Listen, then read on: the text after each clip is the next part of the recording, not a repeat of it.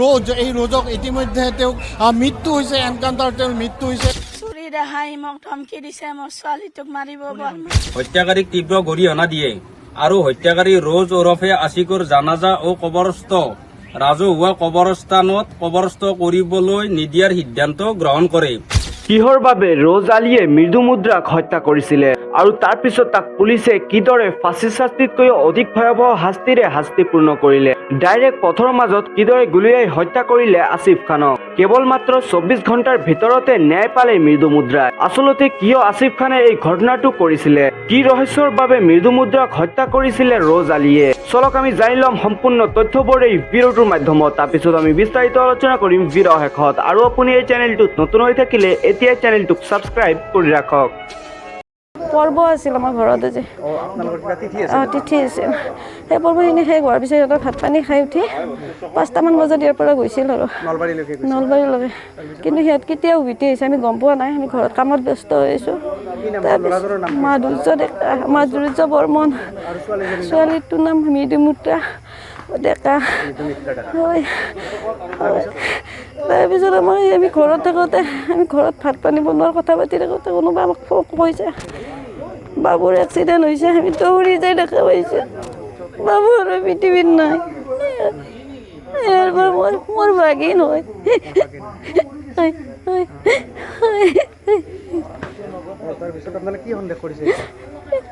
ইয়াত আঘাতৰ চিন আছে বাবুৰ, হয় দুইজনৰে, ছোৱালীজনীৰ ইয়াত, ল'ৰাজনৰ ইয়াত আৰু পিঠিত আছে। চোলা তোলা ফালি দিছে, চোলা তোলা গোটেই ভাল আছে।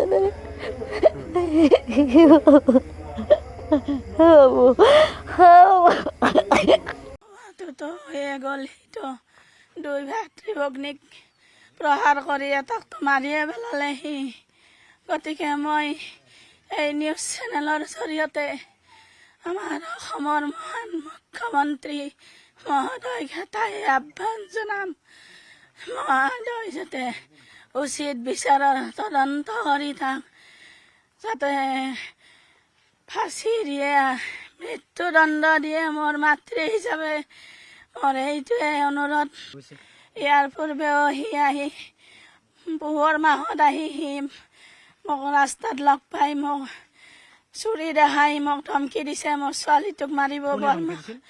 সেই ল'ৰা আসিফ খান নাম তাৰ, মই নামটো এতিয়াহে গম পাইছোঁ, মই চিনিও নাপাওঁ। মাস্ক মাৰি আহিছিল মুখত, মোক মাস্কখন খুলি সি মুখখন দেখাই দিছে, কৈছে মই ৰোজ। মই কৈছোঁ কোন ৰোজ, মই চিনি নাপাওঁ, কাক লাগে তোক, মৃদু মুদ্ৰা ক'ত উলিয়াই আন ঘৰৰ পৰা। মই বোলো মৃদু মুদ্ৰা নাই, হোষ্টেলত আছে। কাক মিছা কথা কৈছা? তাৰমানে সি অনুসন্ধান লৈয়ে থাকে, ঘৰত কেতিয়া আহে, বন্ধ কেতিয়াই, সি অনুসন্ধান লৈয়ে থাকে। তাৰপিছত সি সেনেকৈ ভাবুকি দি গুচি গ'ল। দেউতাক নাছিল ঘৰত, বজাৰ কৰিব গৈছিল।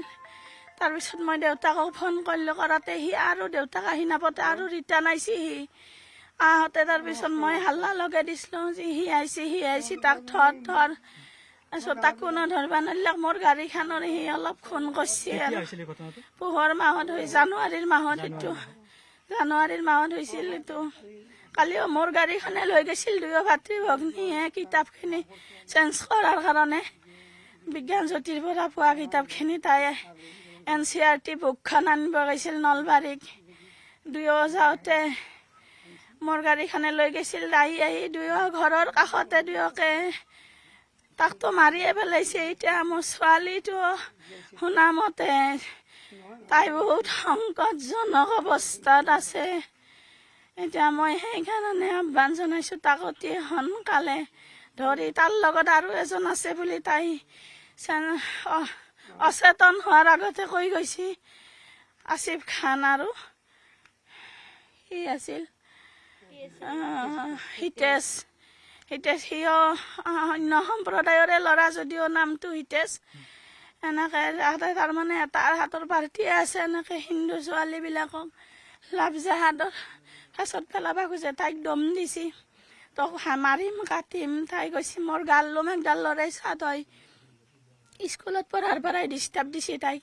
তাৰ উৎপাতত মই এখন কলেজত এডমিশ্যন দি ৰ'ব নোৱাৰি আৰু তাই চিট থকাৰ কাৰণে যে এনবিধ বানে গৈছিল মই মেৰিট বেচিছত তাই চিট পাইছে তাতে এডমিশ্যন দিছোঁ তাই ভয়ত তাতে হোষ্টেলত আছিল তাৰ ভয়তে আমি আৰু প্ৰশাসনৰ ইমান হেৰি কৰা নাছিলোঁ অৱগত কৰা নাই কাৰণ আমিও বহুত দৰিদ্ৰ মানুহ কেছ খেলিলে ক'ত পাৰা ইমান পইচা পাম আমি সেইকাৰণে আমি ইমান সাহস কৰা নাই আৰু মাঘৰ বিহুৰ দিনাও সি ফোন কৰিছে তাহাঁতৰ মানুহে আমি ছোৱালীটোক কম বয়সত বিয়া দিবা ওলাইছোঁ পুলিচ আহি আমাৰ ঘৰৰ উপস্থিত হৈছে মাক দেউতাকক সোধ-পোছ কৰিছে তাইক সোধ-পোছ কৰিছে ফোন নাম্বাৰ এটা দিছে তাৰপিছত আমাৰ সেইটো কাৰো ফোন নাম্বাৰে নহয় আমাৰ ৰিলেটিভৰো নহয় সেইটো তাৰপিছত পুলিচে কৈছে হ'ব আমি এনকুৱাৰী কৰিম এইটো নাম্বাৰৰ ওপৰত তাৰপিছত তেখেতসকলেও আকৌ খা খবৰ কৰা নাই আমিও কৰা নাই আমিও যোৱা নাই যুৱকজনে আপোনালোককো ভয় ভাবুকি দিয়ে হয় আমাকো দি আছিল চুৰি দেখাইছিল মাৰপিট কৰাৰ মাক বাপেকক মাতি আনিও আমি এইবিলাক কথা জনাই থৈছিলোঁ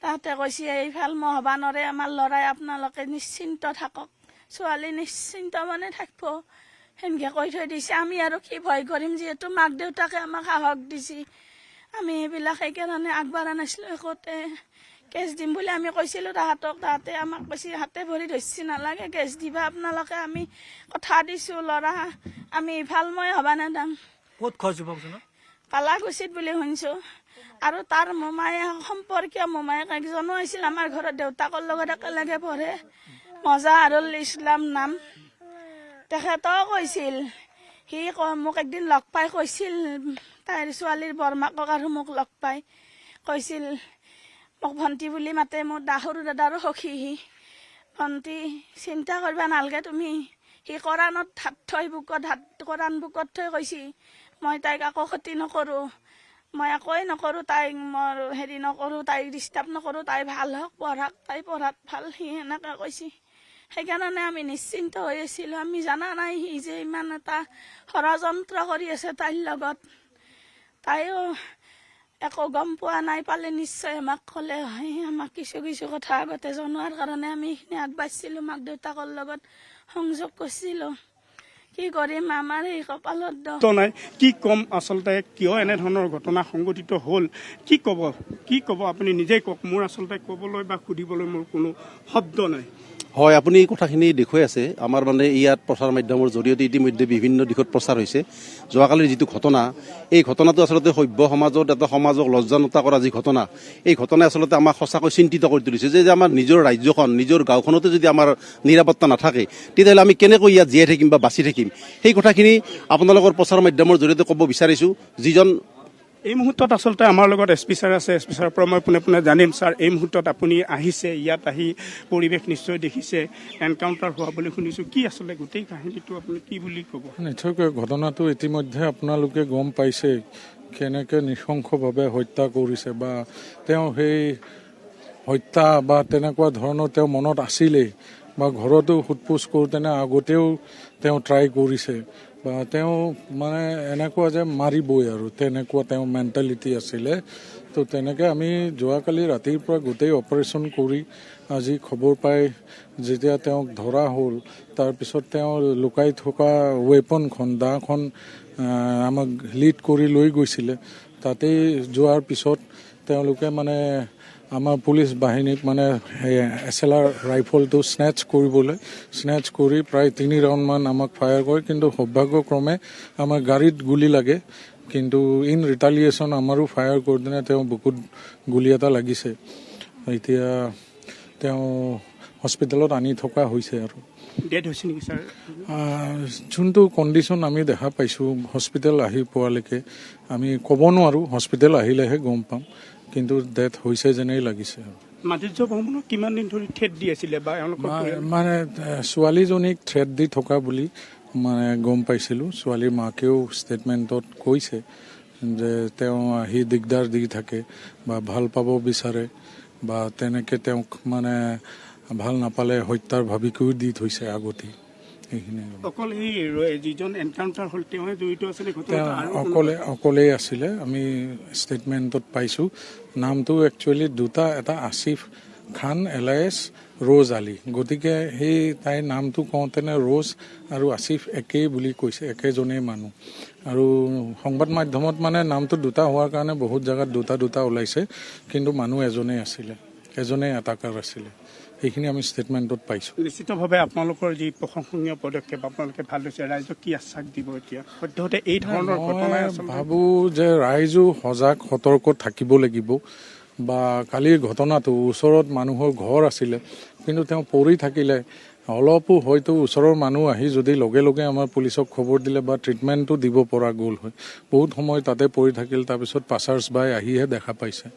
তো ৰাইজ নিজেই অলপ সজাগ হ'ব লাগিব আৰু মই ভাবোঁ গাঁওখনৰ নিজৰ সুৰক্ষা নিজেই দিব লাগিব আৰু তেওঁলোকে যাতে ৰাতি হ'লে পহৰাৰ এটা ব্যৱস্থা কৰে, সেইটো কৰিলে মই ভাবোঁ গাঁওবোৰ সুৰক্ষিত হৈ থাকিব। বা গৰু ছাগলীও ইমান চুৰ হয়, যদি সকলো গাঁৱতে নিজৰ নিজৰ সুৰক্ষাৰ কাৰণে অলপ হ'লেও 2-3জনকেও ৰাতি ডিউটি বা পহৰা দিয়ে, তেতিয়া মই ভাবোঁ এইখিনি মানে বহুতখিনি ক্ৰাইম হ্ৰাস হ'ব। এই ঘটনাটোৱে সম্পূৰ্ণ আচলতে অসমত থকা প্ৰতিজন লোকৰে হৃদয় চুই গৈছে বা যিকোনো মুহূৰ্তত সংঘটিত হ'ব পাৰে, তাৰ কাৰণে সষ্টম হৈছে নে? আৰু আমি সষ্টমেই আছোঁ। আমি যিমান পাৰোঁ আমাৰ লিমিটেড মেন পাৱাৰ দি আমি সদায় দিনে ৰাতিয়ে চেষ্টা কৰি আছোঁ যাতে সমাজখন ভাল হৈ থাকক বা ক্ৰাইম এইবিলাক নহওক। কিন্তু তাৰ মাজতে আমাৰ লিমিটেড ৰিচোৰ্চেছ আছে, ক্ৰাইম হৈ আছে, কিন্তু ক্ৰাইম হ'লেও আমি যাতে ডিটেক্ট কৰিব পাৰোঁ সেইটোহে আমাৰ মানে প্ৰাধান্য। ধন্যবাদ জনাইছোঁ। এয়া নলবাৰী জ্যেষ্ঠ আৰক্ষী অধীক্ষক দাস ডাঙৰীয়া, তেখেতে ইতিমধ্যে তেখেতক ইয়াক সামগ্ৰিকভাৱে আচলতে মই দেখুৱাইছোঁ। যথেষ্ট ছাত্ৰ সন্থাৰ যিসকল বিষয়ববীয়া তেখেতসকলো আছে, মই তেখেতৰ পৰা জানিম।